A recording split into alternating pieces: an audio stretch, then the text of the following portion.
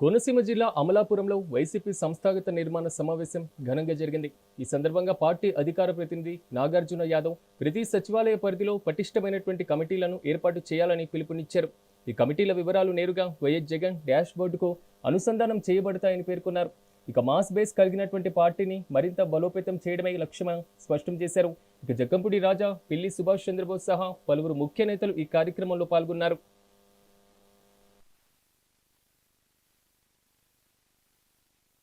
ఆంధ్రప్రదేశే కాదు, సమకాలీన భారతదేశ రాష్ట్ర రాజకీయ చరిత్రలో వైఎస్ఆర్ కాంగ్రెస్ పార్టీకి, జగన్మోహన్ రెడ్డి గారికి ఖచ్చితంగా ఒక సువర్ణ అధ్యాయం ఎప్పుడో లిఖించాడు. ఒక వ్యక్తిగా, ఒక వ్యవస్థగా, ఒక శక్తిగా కేవలం జనాభిమానమే, ప్రజాభిమానమే ఆయుధాలుగా మలుచుకొని జగన్మోహన్ రెడ్డి గారు తన 13-14 ఏళ్ల రాజకీయ జీవితంలో ఆయన చేసినటువంటి పోరాటాలు కానీ, ఆయన చేసినటువంటి ప్రజా ఆమోదయోగ్యమైనటువంటి కార్యక్రమాలు కానీ భారతదేశమే కాదు ప్రపంచవ్యాప్తంగా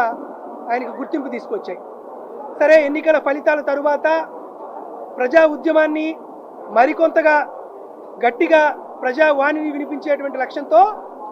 వైఎస్ఆర్ కాంగ్రెస్ పార్టీ గ్రామ స్థాయి నుండి కూడా జరిగేటువంటి ఒక పునర్నిర్మాణం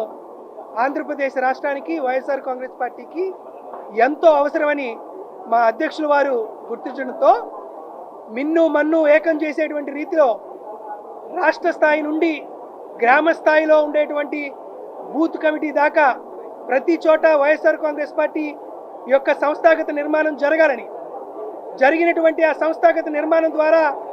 చంద్రబాబు నాయుడు గారు, అతని కూటమి ప్రభుత్వం చేస్తున్నటువంటి ప్రజా వ్యతిరేక చర్యల్ని ఖండించాలని,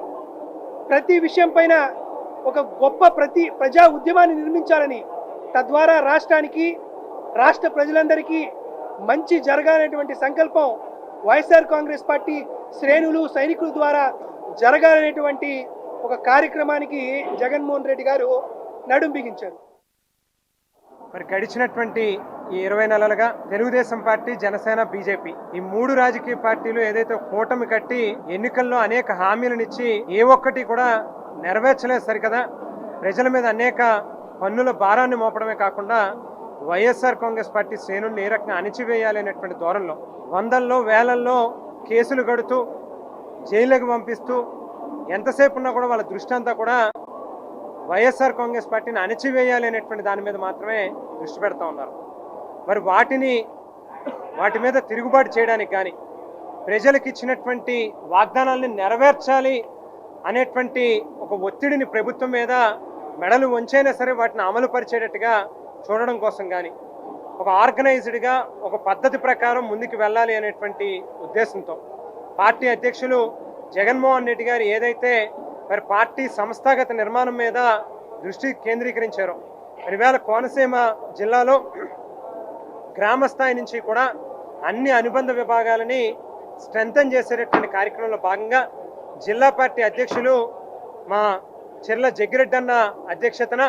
వేళ జిల్లాలో ఉన్నటువంటి అన్ని నియోజకవర్గాలకి సంబంధించినటువంటి ముఖ్యమైనటువంటి నాయకులందరితోని కూడా సమావేశం ఏర్పాటు చేసుకోవడం, చాలా వివరంగా డీటెయిల్డ్గా ఆ యొక్క కమిటీల నిర్మాణం మీద చర్చించుకోవడం అనేటువంటిది జరిగింది. మరి వీటిల్లో సహజంగా ఏ రాజకీయ పార్టీకైనా అనుబంధ విభాగాలు అనేటువంటివి ఈ సమాజంలో ఉన్నటువంటి డిఫరెంట్ సెక్షన్ ఆఫ్ పీపుల్స్ అందరినీ కూడా అడ్రస్ చేసేటటువంటి విధానంలో బహుశా వయసు రీత్యా కావచ్చు, లేకపోతే మహిళలు పురుషులు ఆ రకంగా కావచ్చు, లేక వృత్తిరీత్యా కావచ్చు, ఇట్లా రకరకాల సెక్షన్స్ ఏవైతే ఉంటాయో వాళ్ళందరినీ అడ్రస్ చేయడం కోసమే రాజకీయ పార్టీలకి అనుబంధ